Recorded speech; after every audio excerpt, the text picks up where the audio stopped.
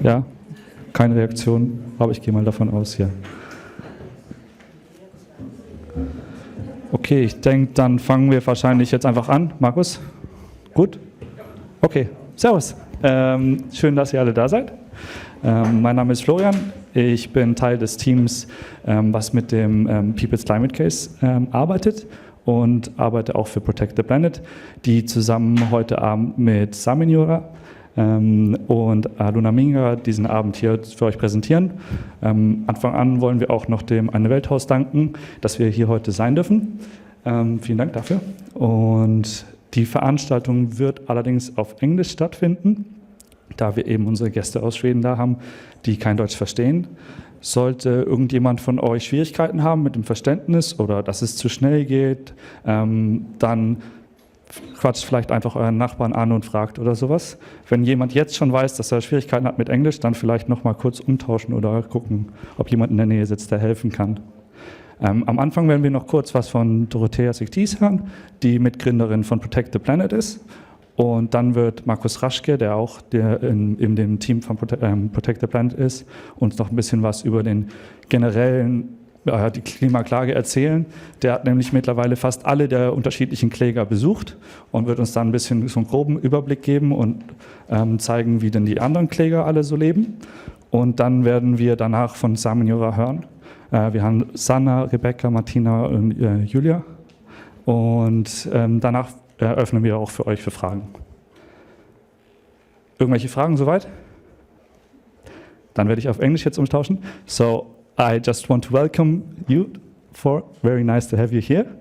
I just briefly explained why we're doing the whole thing in English, but I guess it's pretty clear for you at least. So from the start, we will hear something from Dorothea.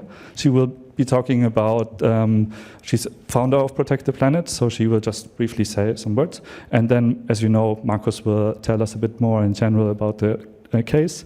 Then you have some time, and then we will open for questions. But also, they told me already, if you would have any questions while they are talking, then please feel free to just raise your hand. Okay? Good, then enjoy.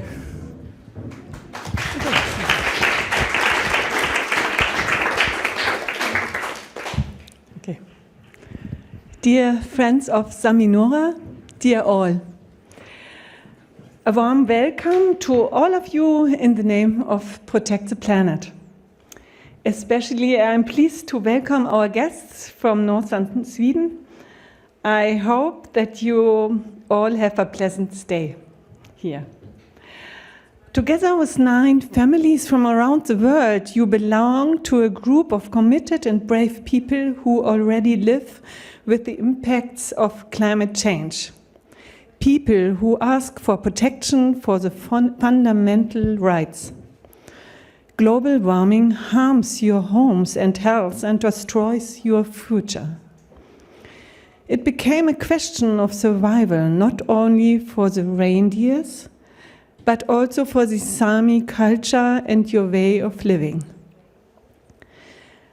But politicians minimize the danger, delay necessary actions, and evade their responsibility.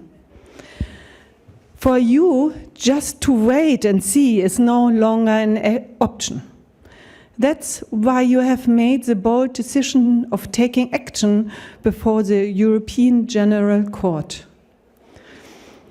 A part of your fight against climate change. For you, es geht nicht, ist egal. Okay. Es geht schon? Okay. For you, no, okay. For you and all future generations, and on behalf of all people around the world. Therefore, you deserve my respect, my admiration, and my special thanks. The first ideas for legal action on climate change came to life 2.5 years ago. In a meeting with my 2 co-founders from Protect the Planet, Karl Fechner and Markus Rohr, a project much too big for such a small organization. Otherwise, it seemed too important and vital for our survival to force governments for more ambition. That's why we started to connect people and ideas, to inspire others, and to seek for alliances. To become bigger and stronger by sharing and reinforcing each other. That's what matters most to me. We found splendid lawyers, great NGOs to bring the case forward, and amazing people like Markus Raschke and Florian Kahl, who made so many things happen. And we met wonderful people like you.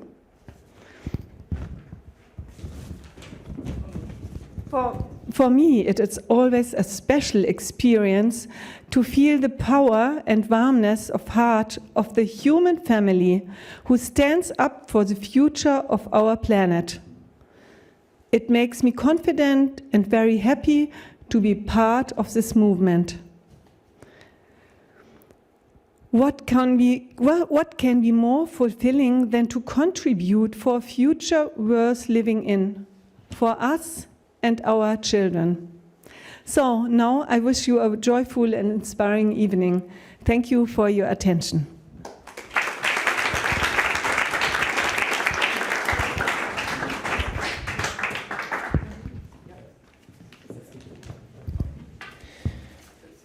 Okay, so I will give you a short introduction about the People's Climate Case. And this is what we do. Climate change is now on court. We fight for human rights and climate justice because there's the 1.5 degrees, as the IPCC said some weeks ago. This 1.5 degrees goal is only reachable if we act now and with drastic measures. So this is why we're very happy to have you here. In the People's Climate Case, unites a lot of people, as you already mentioned, and I will give you a short introduction about all those who participate in this case. First of all, I will mention the organizations that participate in that. It's Protect the Planet, the Sáminuorra, which you will see today and here. And we formed together the People's Climate Case with the support of the Europe Network. Can Europe is the Climate Action Network Europe, which unites all major environmental organizations that do something about the climate. The People's Climate Case in a short picture is this. So people are harmed. And this is something that also I, in person, learned visiting all the plaintiffs, everybody who got on court. I saw their problems. I met those people who say, climate change is not tomorrow. Climate change is not far away. Climate change is here and now with me. And this is the story of all the families and all the people I met. So their livelihood is threatened, and that's why we, or they, or we all together go on court. So what is this case about? This is a climate litigation case against 3 EU directives, and they are the implementation of the EU climate goals. The EU, you might know, said we have to reduce our CO2 emission by 2030 about like 40%. Already now 15 countries say we need much more. So already what this implementation is about is kind of lost in data. And we have plaintiffs from 8 different countries, and we have some interveners. Interveners are, if someone is into law, Streithelfer is people who say, okay, there is this case, and I'm affected too, I want to join. So one intervener on the other side, on the enemy side, this case, is the EU Commission. So the EU Commission joined the Parliament and said, yeah, we say your fight on court is wrong. And there's also the Climate Action Network Europe, the Arbeitsgemeinschaft Bäuerliche Landwirtschaft from Germany that joined, and we move the petition platform. And by the way, you can sign a petition. I will come to that later. Already 140,000 and more signed the petition. And with CAN, we have more than 170 organizations that join that, that support this fight. This entire fight on court is based on the treaty of the, I've always to look at that, of the functioning of the European Union. It's not the treaty of the European Union, but of the functioning. So this is the legal base, and who wants to read it entirely in English or German, it's on the website www.peoplesclimatecase.de or org. So I will have a short introduction of all the plaintiffs now from different countries. So first there is Italy, and in the Valle d'Aosta, in the north west of Italy, close to the French border on the other side of the Mont Blanc or Monte Bianco, there is the Elter family. They live in this house, which you can see, and they do two things. They host people for the vacation, and they have a punto vendita for selling like agricultural products. Tourists come for ice climbing, and the problem there is the agricultural products that grow on 2,000 meters and higher, they don't grow no more. So if anyone knows the alcohol genepi, just buy some because it's threatened, because the plant doesn't grow no more. And the family has also the problem that there are no more tourists coming for ice climbing because there is no more ice. And we are talking about the highest mountain in the Alps. So this is the Valle d'Aosta, and this on the right side is Giorgio and me visiting the place. You have a nice view on the Valparaiso glacier. This is the family, like the father and the 4 daughters and the mother. He took the picture, that's why he's extra. We got 4 girls later on here as well, so you see there's a lot of women power in that case. Then we come to Portugal. In Portugal we have 3 plaintiffs. There's one in the Vale de Figueira. There's Alfredo Sendim and the family Cachero. This is where he explains me that in this farm which they work, they had the last year 6 months without any rain. And even their olive trees were some showing like symptoms of dying, which is pretty rare for olive trees. They produce, this is oaks, Eicheln, and but they are cork oaks, and you can eat them. You can do some, what is meal? Flour, thanks. Flour with that, and do nice pancakes with oaks. And also these trees, they didn't have lots of fruit in that year when I came in the beginning of last year. They showed me the results. There's a second big family so this is an agricultural group with a lot of families that work together in one big farm, but only those 2 represent them. Altogether it's like 36 families in there, but with only 1 included in the case. In Tomar we have the family of Ildebrando Conceição. He's a beekeeper, and he lives only of beekeeping, so he knows pretty well what the problem there is. In Portugal, they have in the winter no more degrees below 2 degrees. Sounds not bad, but for beekeepers, there are certain parasites that attack bees if the temperature does not go that low.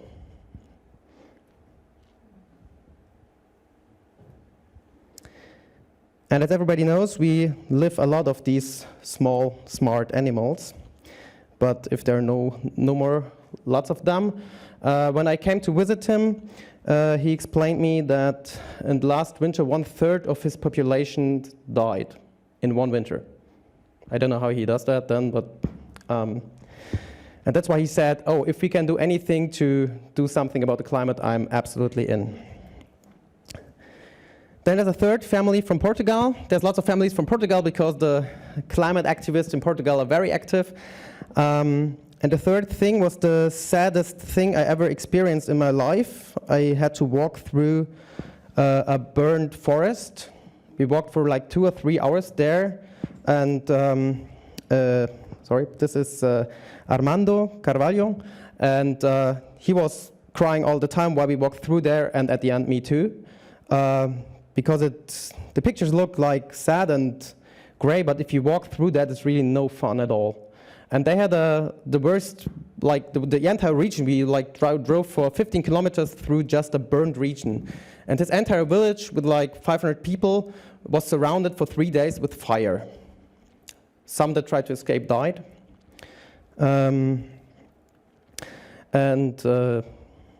They said this is a new phenomenon because they have more wind. It was as well the effect of 6 months without any rain. Some problems were also caused by monocultures, but these weather effects are something new. This is the cork oaks, by the way, and they stand the burning better because they're isolated, so some of them survived, the other trees not. Lots of people say climate change is only happening in sub-Saharan Africa and somewhere far away, producing climate refugees.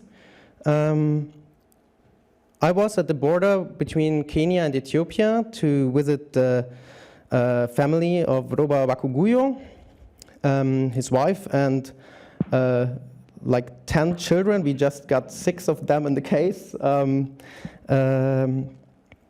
They live in a very delicate environment. For me, it looked like a desert. This is the house of the family. Then they have like this in-between thing of wood where someone is standing is just where they sometimes sleep in the summer because it's getting so hot that they cannot sleep in the houses. And the temperatures rise up to 40 degrees. So sometimes the children, when they go to school, they just collapse on the way there. And even a neighbor of them, a grown-up man, got lost with his animals in this, they say, bushland. And he had kind of illusions and didn't find his way back and died there. They live in a very fragile environment under very poor circumstances. I was very welcomed there. We were cooking something then, and they slaughtered also a goat, which is a gesture of friendship.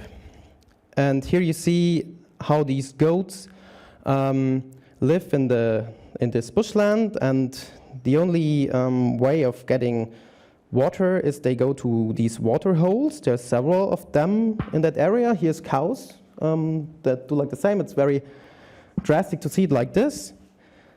But human beings have to take the water of the same hole because there were several holes of water in that area, but they look now like this when I was there.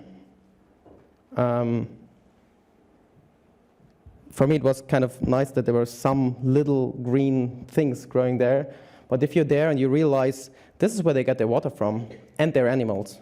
I mean, it's sadly enough that you have to take the water out of the same hole like your animals, but the problem is both of them get dry at some time, and then you have the problem, me or the animal, but if the animal dies, I die, or I have nothing more. So I go to a city. In a city, there's no work for me, so what do? It's not only happening in Africa or faraway countries as well. When someone thinks about France in a romantic way, you think about lavender regions. It looks like that. It's nice. It smells good. And then you have nice lavender plants growing like this. Already on the right side, you see there's something gray on it. And if you turn the camera, it looks like this. And the farmer in France explained me that usually these lavender plants, they lasted for 10, 15 years, sometimes 20. And now, sometimes an entire field dies like after 4 years. This is the family there, grandparents, and their son with wife and child. Very nice people. If you want to know anything about wine, ask that guy. He also grows wine. It's very interesting. Yeah. About all these people I tell you something about now, there is short videos of like between 3 and 10 minutes on the webpage of protecttheplanet.de, so you can have an insight also with that, with German subtitles. Germany, maybe you've read at page 3 in the South German newspaper that there is a German family going in court against the European Union. It's not only them, as you see, they're just part of this group, the Familie Rechtenwald in Langeoog.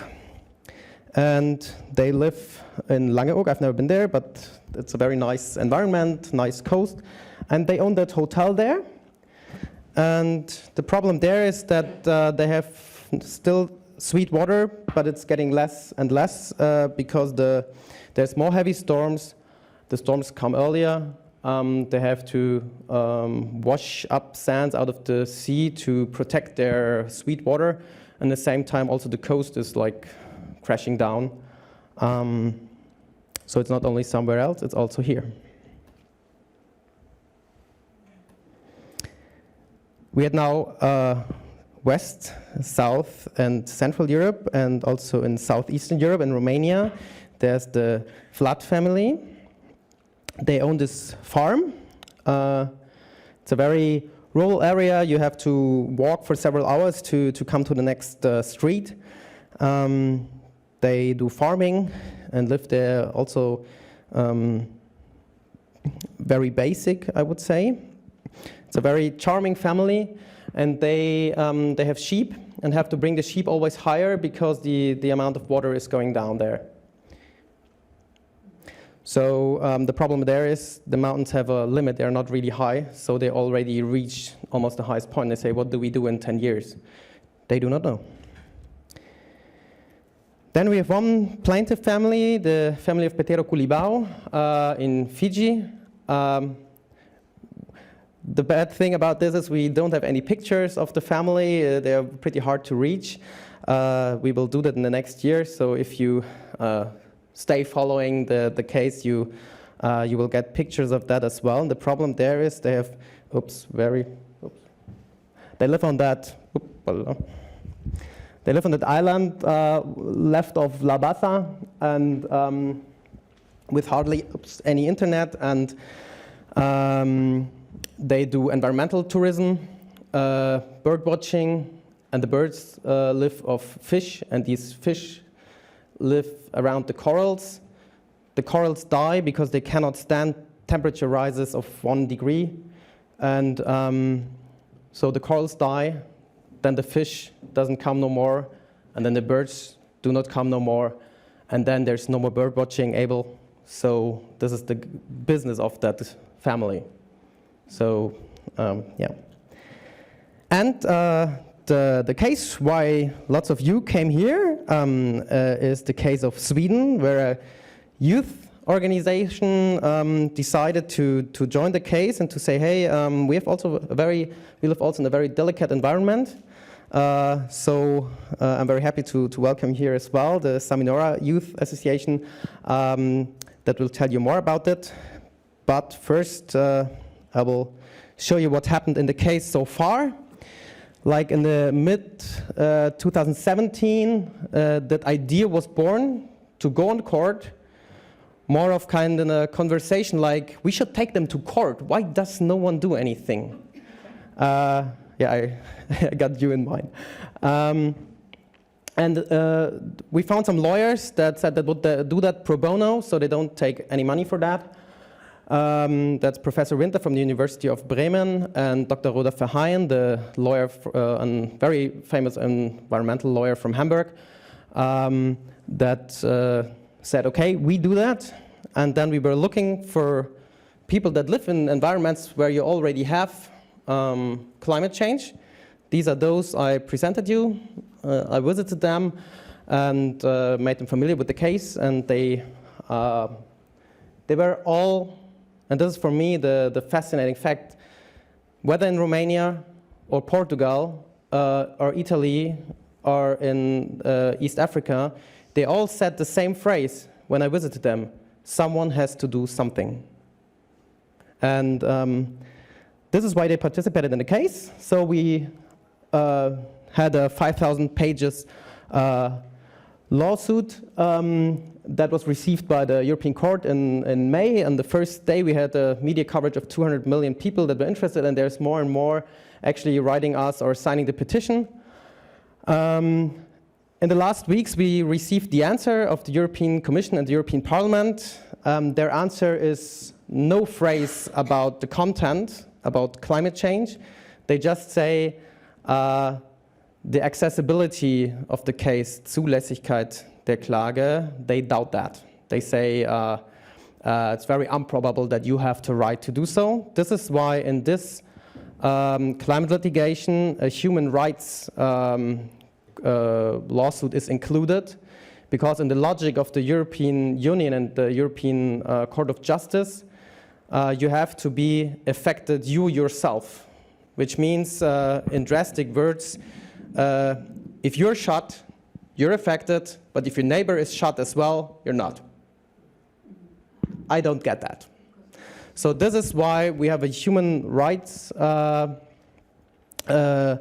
complaint in that case as well, exactly facing this thing that if everybody faces the same problems, everybody should have the right to go in court and say, you, the European Parliament, should have to do something. So actually, and what we say is was affirmed by the IPCC report of the United Nations that say we have to do something to get the 1.5 degree goal. And we will also present that case in the COP24, the UN Klimakonferenz in Poland that will happen in December. And you will also see then some delegation of the Sáminuorra that will present the case there. So this is the, oops, hello. This is the short version of the People's Climate case. I hope, hello? Yeah, People's Climate case. If you have any questions about some of these stories I told you about, you can ask me later, because we want to focus now on the Swedish case, but I would like you to be one of the 142,237 people who signed our petition, and it will be more and more. And what I like most during visiting those people, people really like to protect the planet, and that's what we're here for. And that's my final phrase, how I welcome you. So I'm thankful that you protect the planet as well and take part in that. And I'm really curious what you will tell us about the Swedish case. Thank you.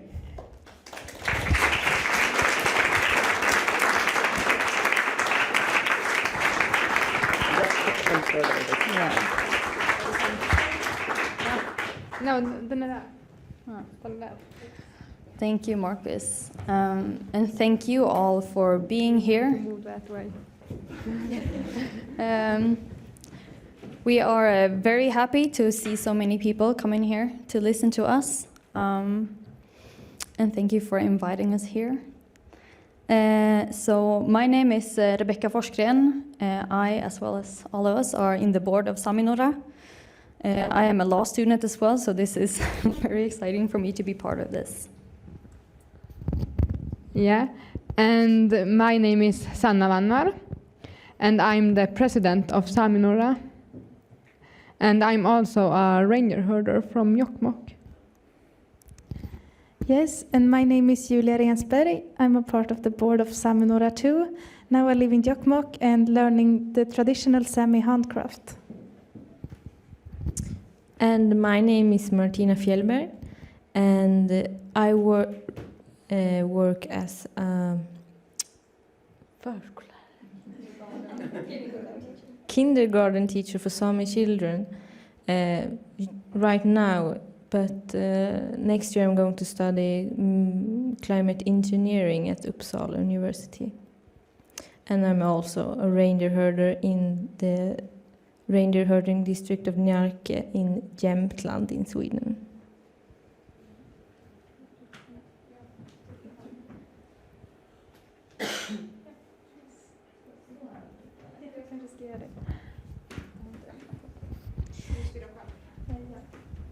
Yes, we are the Sámi youth organization in the Swedish part of Sápmi. And here you see Sápmi, the country of the Sámi people. And we live in 4 countries. It's Sweden, Norway, Russia, and Finland. And it's go from south in the Sweden and up to Russia. So we live in 4 countries, and that's mostly because of the reindeer herders. And the reindeers, they're moving across the borders.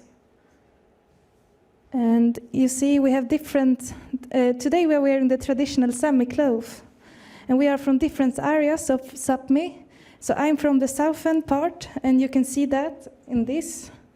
Bueneskumi, it's called in Sámi. And me, Martina, and Rebecca are from the southern part, but from different areas. So we have different types of Bueneskumi. And Sanna is from Jokkmokk, in the northern part of Sweden, and in the center of Sápmi. And you can see that in her clothing today. So we have different styles, or what we will call it. And you can also, we are unmarried, all of us, so when we'll get married, we will change the color. So when I'm married, I will have the green colors above the red. So you can, if you know, you can read a lot from the clothes. But we don't wear it in everyday life. It's for special occasions.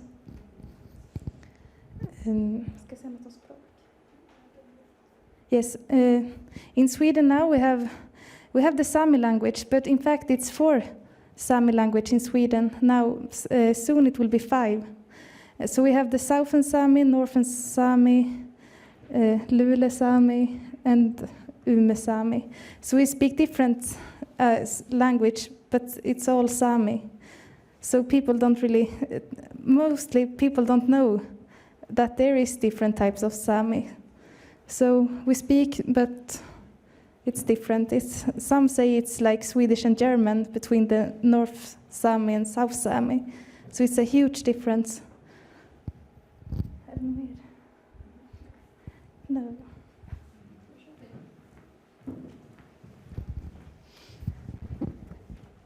So I'm gonna explain a little bit about Sáminuorra. Sáminuorra is a youth organization in Sweden, like the only one. And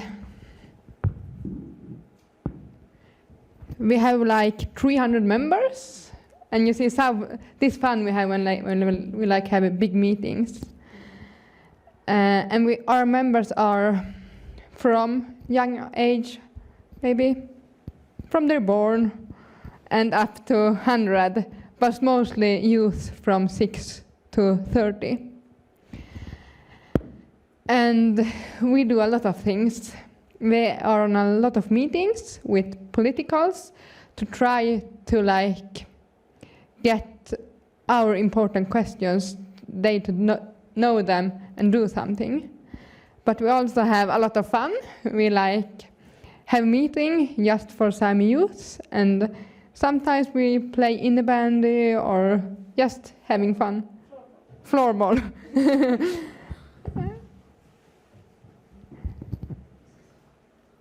Yeah. Rebecca. Yes. So like Julia and Sanna said, we are indigenous. And I want to talk a little bit about why it's so important for us to push the fact that we are indigenous peoples in comparison to normal people, to other peoples. So indigenous peoples are very dependent on their traditional areas, on their lands and their waters. Indigenous peoples create their culture around the land on which they live. You cannot separate the land and indigenous cultures. That is why it's so important for us to be part of this case, because we cannot leave our traditional lands. States have tried to compensate us by giving us new lands, and with us I mean all indigenous peoples of the world, giving us new lands or giving us money in exchange for our lands, but we cannot do that. Like I said, if the land dies, then our culture dies as well. Today we will tell you about how climate change affects us as indigenous peoples, and affect our animals and other animals and plants. But we also have a big worry about the land itself, about the earth itself, and about her survival as well. So it's not about just us and our survival, it's about protecting the earth because she is worthy of protection as well.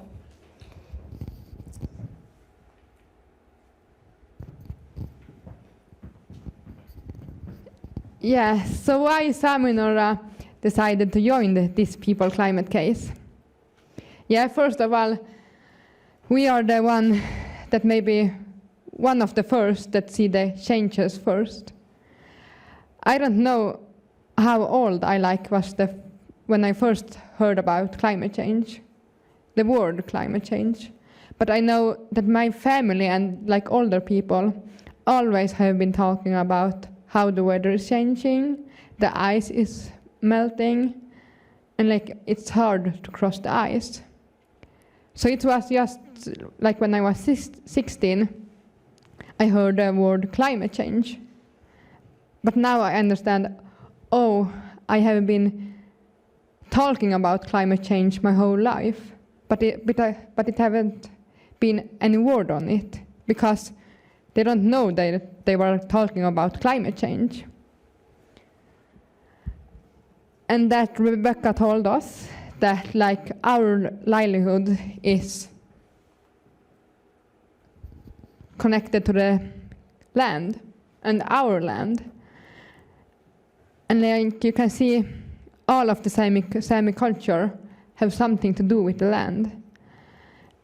And this climate changes is affecting us so hard.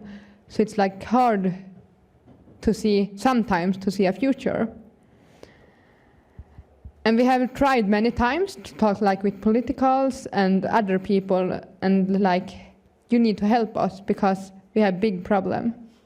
And it's not a future problem, it's a problem now and a problem we have had for many years. But they haven't listened to us. So then we decide, okay, we join this case and try to take EU to the court. And then maybe we can get a change. We hope so. Like this is the only, or we see this now we need some change. We don't have time to wait anymore.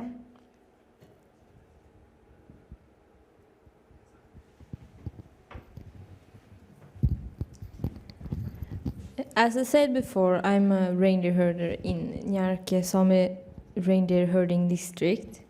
And I'm going to talk a little about how the reindeer herding, the reindeer husbandry is being affected by the environmental consequences.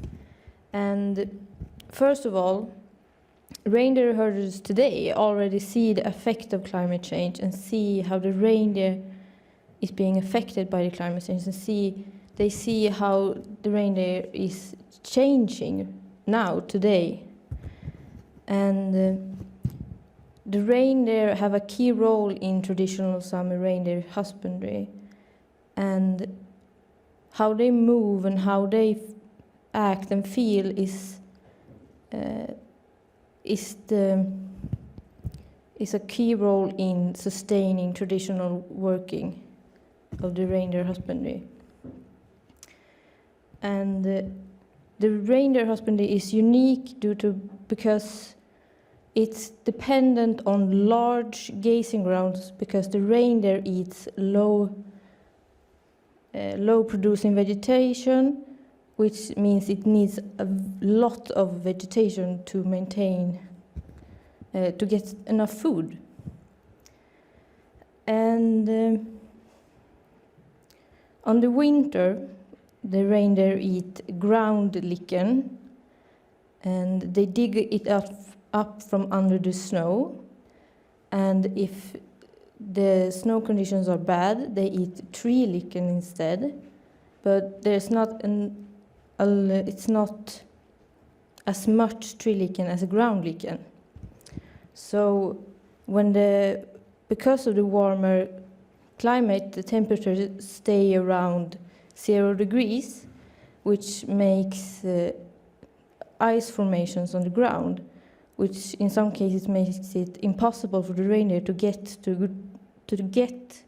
the ground lichen.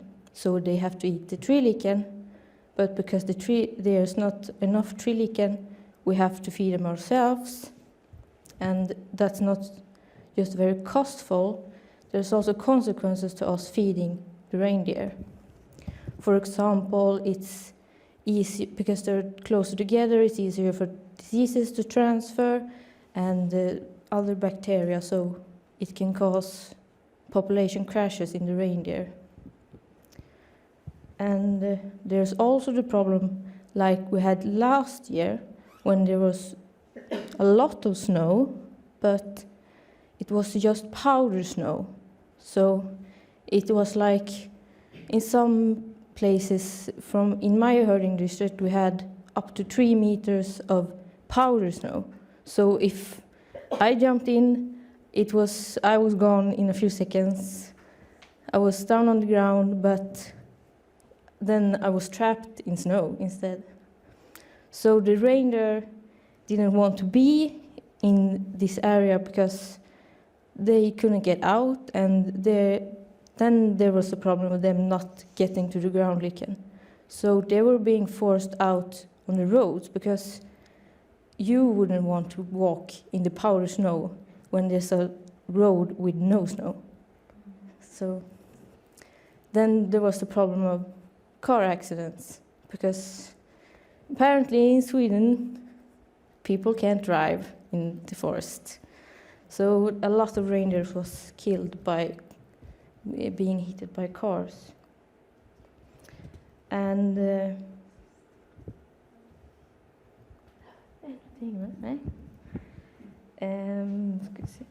then during the summer they go up to the highlands and in search of high quality food.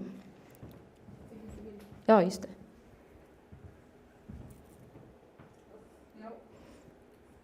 Yeah. To the highlands in Sweden, and they search for high quality food instead. And it's best during this spring-summer period between spring and summer. In reindeer husbandry we have 8 seasons, and one of them are spring-summer. And then it's in spring-summer that the food is at its best. So the reindeer gradually move higher and higher as the climate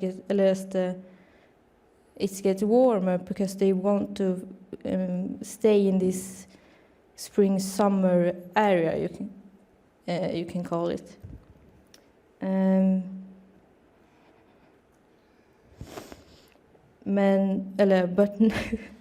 But now, with the warmer climate, this spring-summer period that is crucial to the reindeer is being shortened.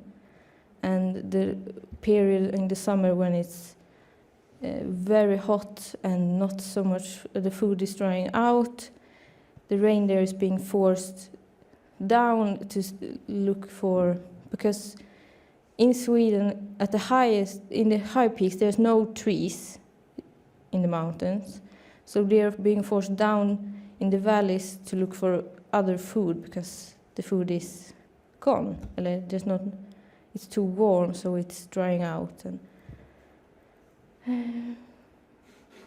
But then there's a different problem with the also being warmer. For example, this is different in different parts of Sweden, in the Sámi, in the Sápmi, as it's called. And for example, in my herding district, we have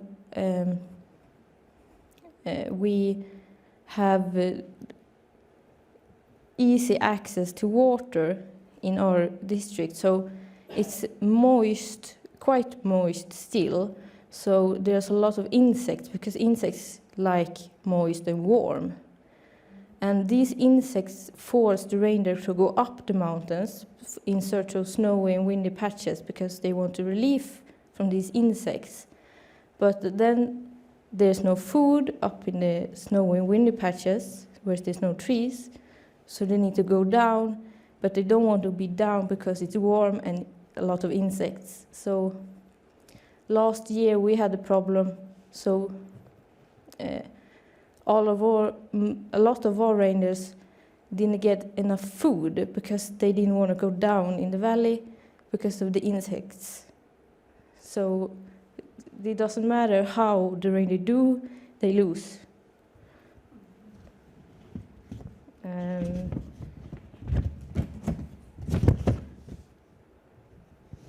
And then we have another example in Julia's reindeer herding district. They don't have any water, so there aren't any insects, so the reindeer doesn't go up in the highlands. So it makes it harder to gather the reindeers, for example. And also, with the warmer weather, there's a high risk for forest fires. And this summer, it was a lot of forest fires. So a lot of these large grazing grounds that the reindeer depend on was destroyed. So now a lot of people are uncertain how the reindeer is going to make it this winter without all this food that it needs, because so much of the grazing grounds got destroyed in the fires.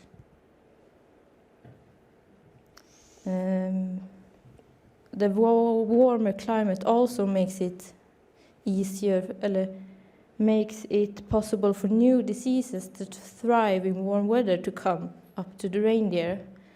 And because we are not used to these diseases, it hit the reindeer very hard, and it can cause and then possibly wipe out a lot of our reindeer. So it destroys and makes population crashes again. And the reindeer is an animal that is supposed to live in cold climates, and even if the amount of food increases, that it is predicted, but I don't see any more food, but everyone says it is predicted to be more food with a warmer climate. I don't see it. The reindeer is still being negatively affected by a warmer climate. And also with like I said, this winter with a lot of snow, and then there's the winter with no snow, a lot of ice. These big differences causes the reindeer throws the reindeer off balance, so it can't get used to anything because it's different year to year, so it can't adapt as it's supposed to be, as evolution predicts. And then the reindeer is being threatened today, and we see it, and it's threatened by climate change. And with it, the traditional Sámi reindeer husbandry is being threatened as well.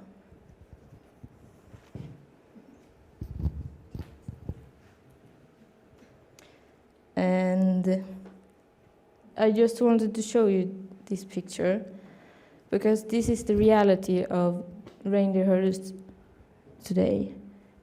Every day when you go to work, you're met with the sight of dead reindeer by a lot of different causes, and in this case being hit by a car because there was too much powder snow, so they didn't want to be in the forest, and people drove like maniacs.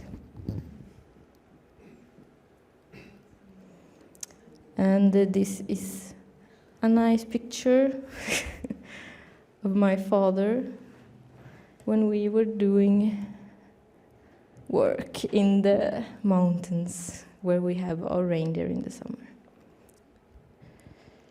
I forgot there were so many pictures.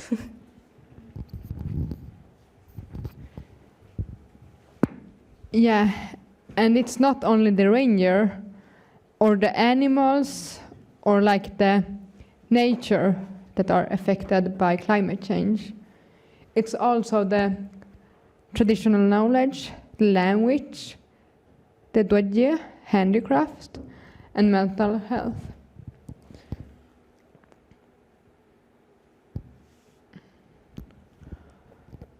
For example, you see the old guy here, or old man. He's trying to learn the younger generation how to see in the snow if it's good.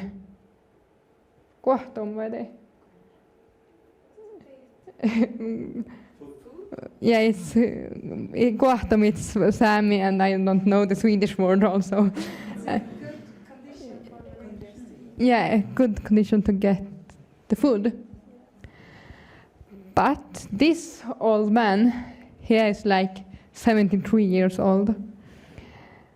And usually he knows like, oh, when the ground is like this and it's like this much snow, then the rangers move there or there.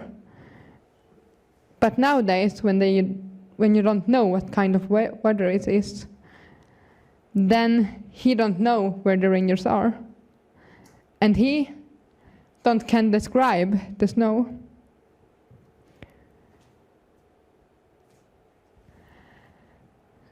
And it's not just because not all of the Sámi people have rangers. It's just a small minority of the Sámi people that are ranger herders. So some of them instead like are fishing or living in cities. But in Sweden we have mountain lakes, and up in these mountain lakes is like a red fish, Arctic char. Char. No, det är öring. Jag tar röding. Char. It's a red fish that likes cold water. And if the water gets too hot and too warm, then it's come this trout that they were talking about. And this trout eats up other fishes. So like this red Arctic char fish is like going away and you can't catch it anymore because the water is getting warmer.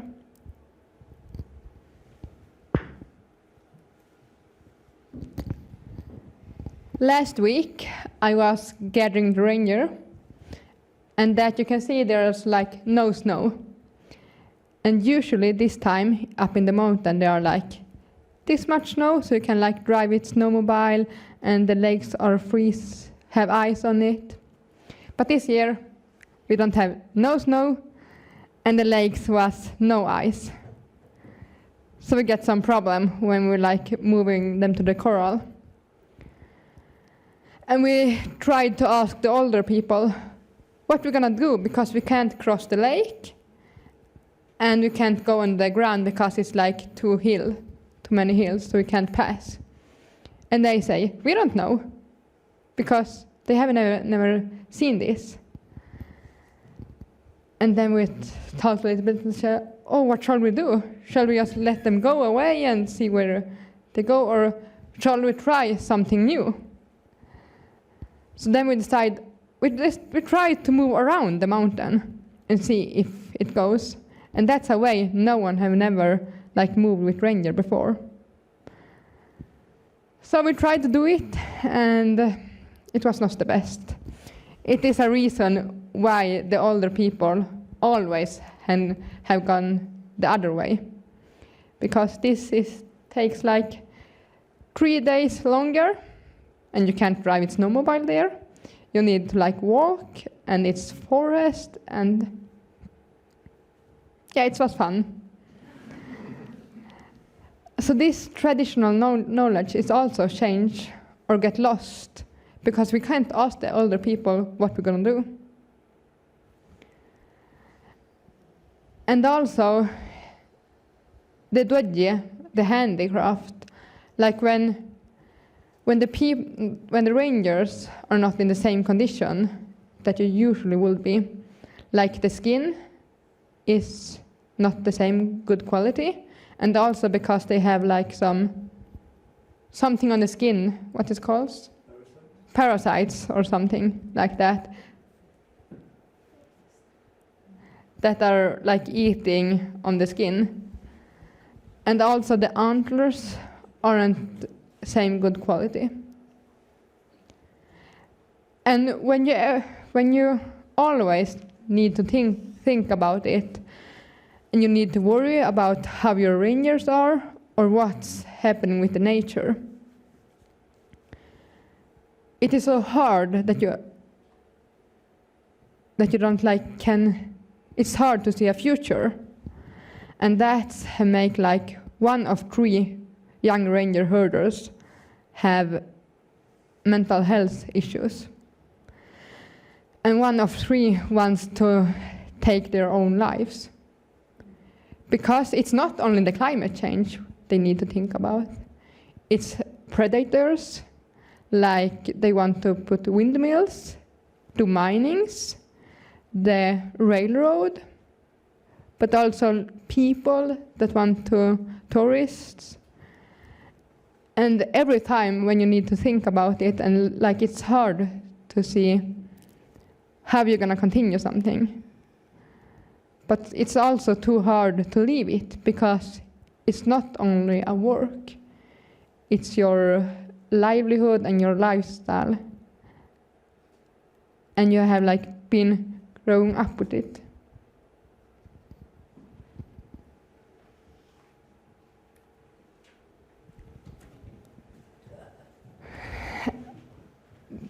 And also the language is changing because the weather is changing.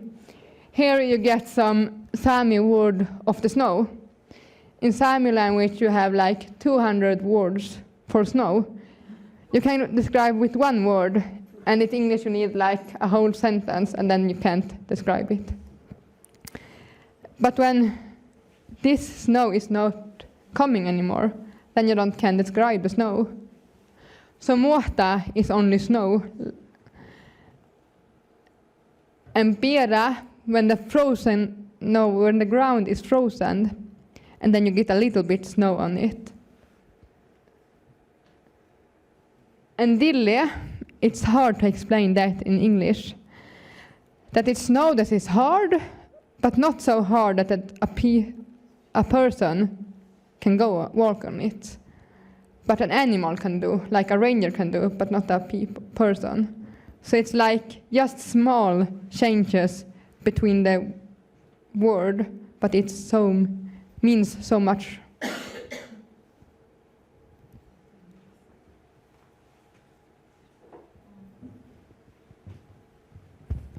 Yes, and I will talk a little bit about how everything is connected. Because it's not only the reindeer herders who are affected by the climate change at the ground and with the food for the reindeers, like Martina are talking about.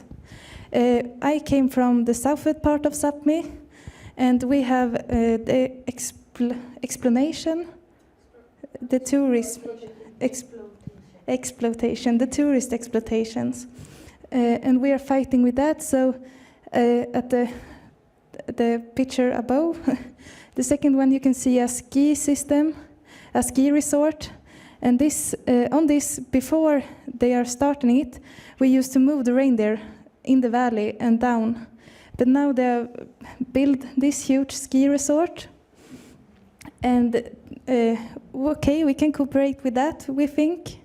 But now, with the hotter climate, the snow is melting, and in the autumn and in the beginning of the winter, there is no snow. And because in our area, the tourism is very important. Everybody works with tourism. So if there's no snow, the ordinary people can't work neither. So they are buying snow machines, and they're just pouring out snow so they can promise to the tourists that we can open in November. So come to us and go skiing. But if there's no snow, they have to buy more snow machines. And in 2012, this resort are making 200 of football plants with snow, with 3 decimeter high. And for that, it's not so much, no, but for that they are using almost 4 million cubic meter water, and 1 cubic meter water is 1,000 liter. So the groundwater level are getting lower and lower. So in this picture, you can see for only 5 years ago, we have water up to the trees and the green ground, but now you can see the water level is going down. So we don't have so much water anymore, and that's one of the problems for our reindeer herding group and our reindeer area, because the reindeer have no water, and water is life. And it's not only the reindeer and the people who needs the water. The insects, the mosquitoes, we don't have any mosquitoes anymore. So we can't gather the reindeer as we used to. We have to work harder, our parents have to work harder, and everybody's affected. And it's a much harder work. And in the summer, the new calves, we are marking them. So we have to take them to like the area where we are marking them. But now you can see this is in the June or July, the 1st of July, I think. And the grass never became green, so they don't have not so much food, and they have almost no water at all. You see the small one? This is all water that's going through the area where we are allowed to have our reindeers. And we are marking around 5,000 new calves every summer, and every calf has a mother, so we have around 10,000 to 12,000 reindeers who all needs water from that tiny little stream. And they don't have any food. And we are working with the reindeers and for the reindeers. And when we see they are suffering, they are hungry, and we have worked hard for weeks to gather them and just to see how sick they become and tired. It's hard for the mental health. So the mental health issues is a big problem. And we see the whole ecosystem is just chaos.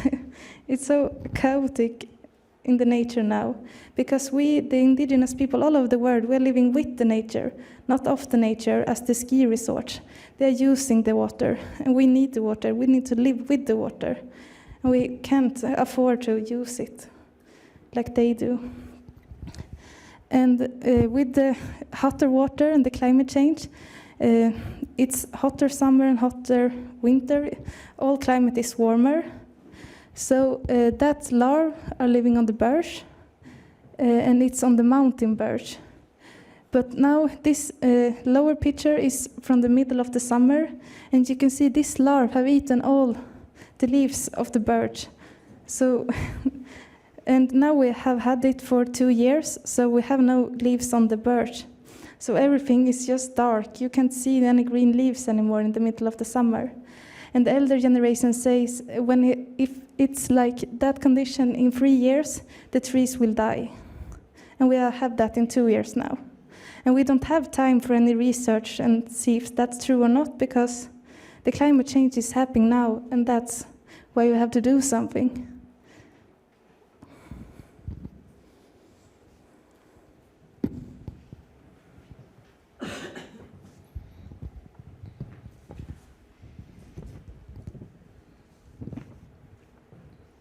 So there are measures being taken to mitigate the effects of climate change. So-called green energy is created, and rules and regulations to lower the effects or mitigate the effects of climate change. These measures often affect indigenous peoples, but they are seldom discussed with indigenous peoples. I will tell you about 2 examples where states have tried to make rules to stop the effects of climate change that has only been resulting that indigenous peoples or Samis are being hurt. I will first tell you just quickly about the windmills. Windmills, as you know, is a way of getting green energy. these windmills are often put up in Sámi areas. I'm not going to go so deep into the discussion about the windmills, but they are affecting our grazing areas for the reindeers. The reindeers doesn't want to go near them because they sound so much. They affect the bird life. And these windmills are put up everywhere in Sápmi, in our traditional areas. And there are no discussions or no consultations with Sámi peoples. So to only go to green energy, like we say, it's not green if it goes against human rights. Then we have the second example. This is a moratorium in Tana. It's in the part of Sápmi that's part of the Norwegian nation, very far up north. These Sámis are fishers Sámis. What do you say? Yeah. So their traditional knowledge is much based on fishing salmon. The Norwegian government then made a law that to regulate the salmon fishing of this area. So the situation is this. The Sámi people has taken care of this area for hundreds and thousands of years. Then comes the Norwegian government and other actors. They fish out the salmon so much that the Norwegian state feels the need to regulate the fishing. But the ones who are affected is the Sámi people. Their fishing rights are being regulated. So they are not allowed to use their traditional knowledge. And so much of their language, like we talked about before, and their traditions and their clothing are based on salmon and fishing salmon. These people have then created this moratorium. It's an island in the Tana River where they have declared it to be Sámi land with no Finnish or Norwegian's laws. Yeah, they don't have to finish or follow the Finnish or Norwegian laws here. So, like I said, like these are two examples where the states are actually trying to do something, but without the discussions of indigenous peoples that has been taking care of these lands in a sustainable way for so many years. Without the discussions with them or consultations with them, then we are the ones who suffer for someone else's fault.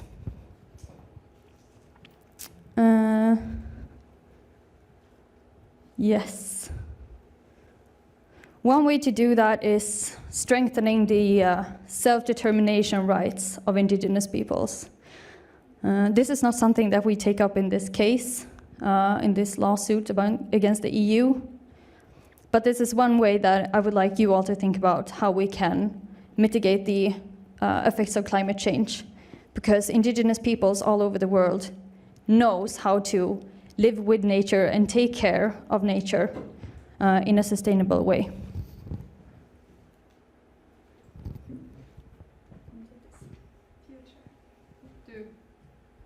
Yeah. Yeah. So to finish this presentation,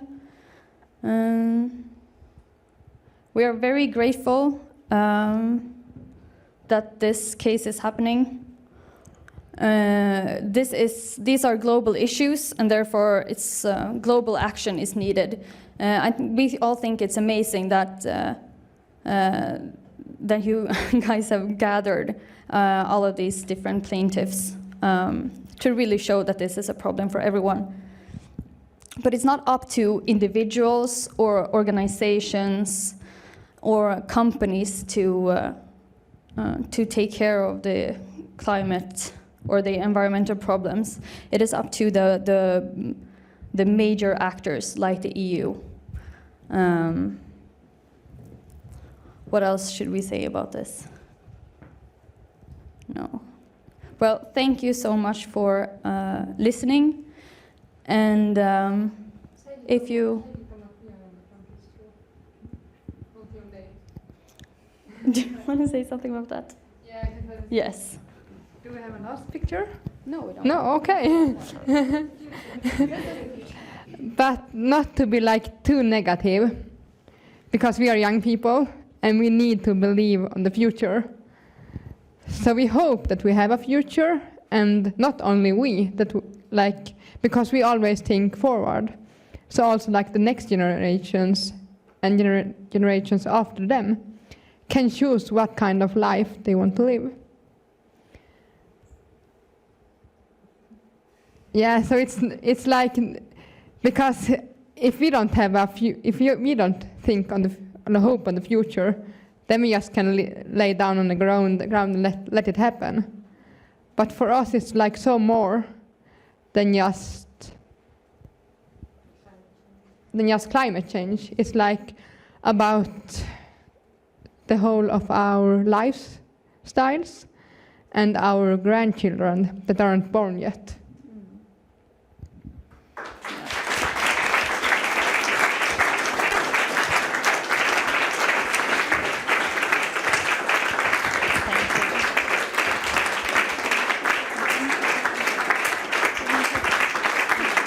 Thank you so much.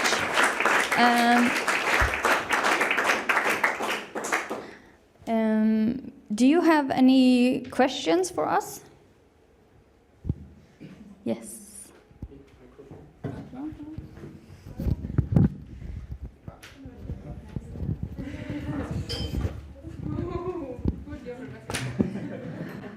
I don't know how big the Sámi population is in numbers, but do the Sámi people have any political representation in the local government of Finland, of Sweden and Norway?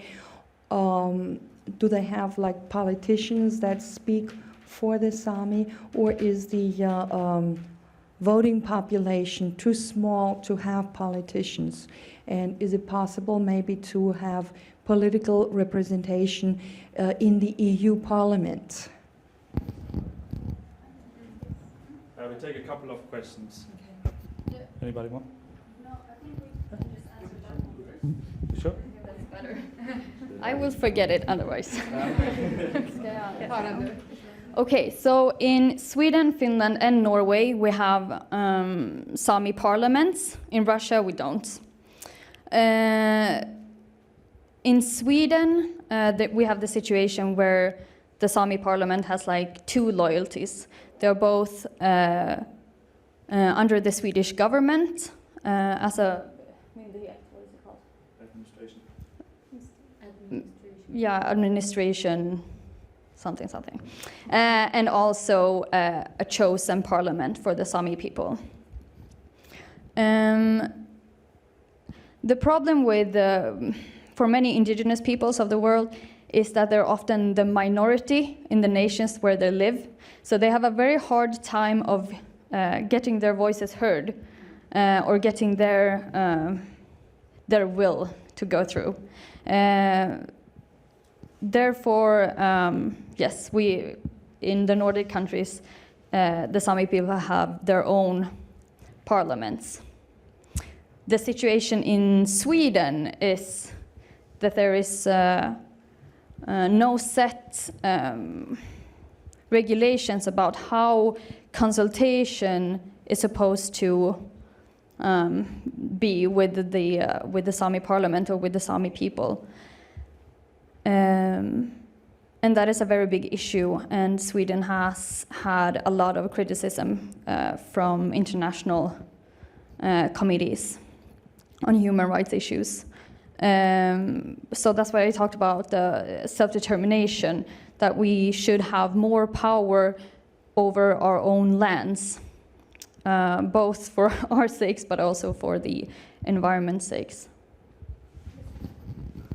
For an example only, a lot of Sámi people living on fishing and hunting, and I think it was in 1979, when the Swedish government told that we're opening a Sámi parliament. And then they did that on the same day. They let hunting up in the mountains go free. So every member in Sweden could go up in the mountains and hunt on Sámi områden.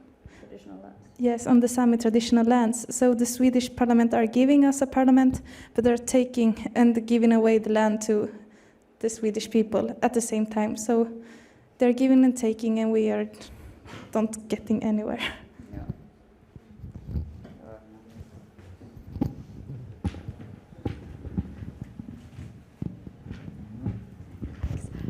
I just wanted to ask if the Sáminuorra is a part of the People's Climate case, or if it's specific Sámi families, like in the other cases, or is it the actual organization as one plaintiff?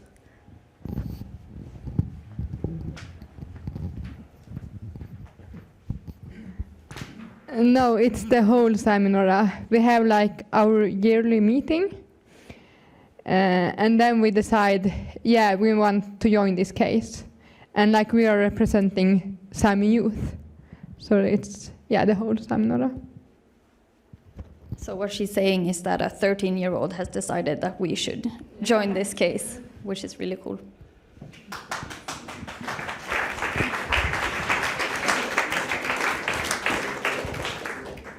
Also, as I said earlier, we have Aluna Minga here, and as Rebecca already said, that indigenous people all over the world face different issues that are similar. So we have here Alejandro from Aluna Minga, who will just briefly tell us about how the situation is in Colombia, a bit of his insight on the indigenous people there as well. Okay, thank you so much for the invitation, and good evening, everyone.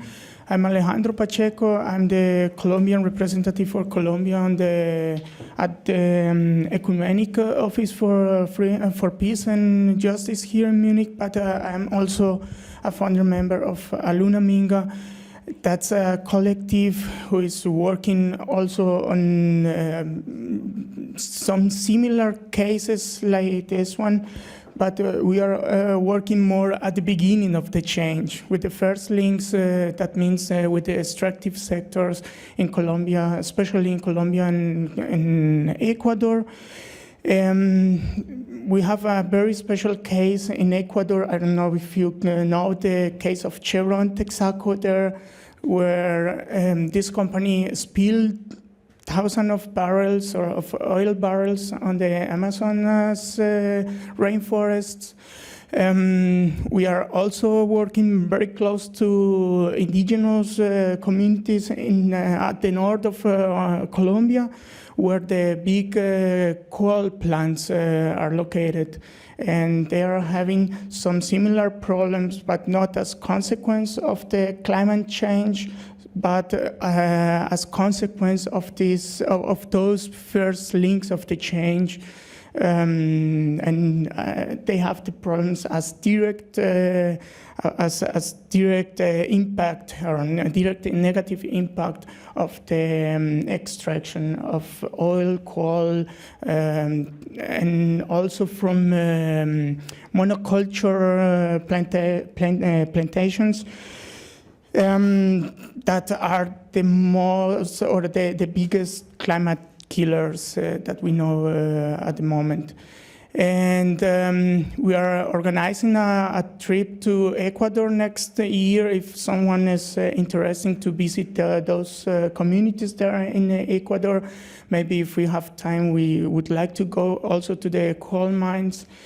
And we have some material there on the back, a fact sheet about Ecuador. It's not the most actual version because we are working on the last one. The case has evolved this year, where Ecuador sentenced the company Chevron Texaco to pay $9 billion, and the company sued the country here in The Hague, And now it's Ecuador as land who must pay this amount to the company because they have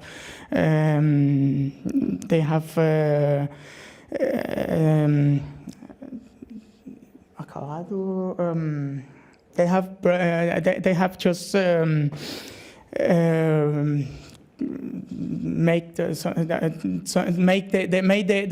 name of Chevron going bad on the markets, and that's the reason why why Ecuador should pay this money to the company. There is a book about Colombia, about the indigenous peoples in Colombia. Unfortunately, it's only in Spanish, but and unfortunately, it's the last exemplar we have. The case of Ecuador, you can have the fact sheet there, and there is a soil atlas. It's also an exemplar we have. But it's a kind of atlas that summarizes the problems with the soil because of the different extractive sectors. And yeah, that's all. I think the time is not so long today. Thank you. No, thank you.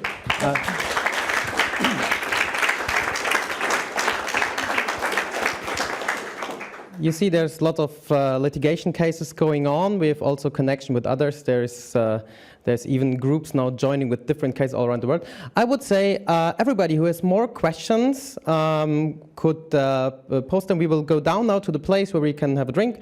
So if you have special questions to the four ladies here, or to Alejandro, or to me, or anyone from Protect the Planet, down there is Marcus Gore, or Dorothea is here, or Florian. Feel free to get in contact with us, to ask questions, or to just enjoy down there a beverage, cold one or something. In the name of Protect the Planet, I'm happy to have welcomed you to our first evening, and we are very happy that 50 people showed up here. For us, this is very nice, even if the whole thing was on a very short notice. So thanks a lot, and hope to see you soon, and it would be nice if you follow the case and further projects we will do. The light is not off because you have to leave. The light is off because of Mr. Schabel from Raus aus der Steinkohle that invited as well here. Thank you, Mr. Schabel.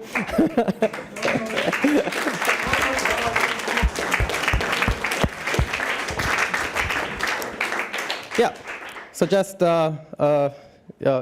bleibt da und geht runter und genau. Thanks.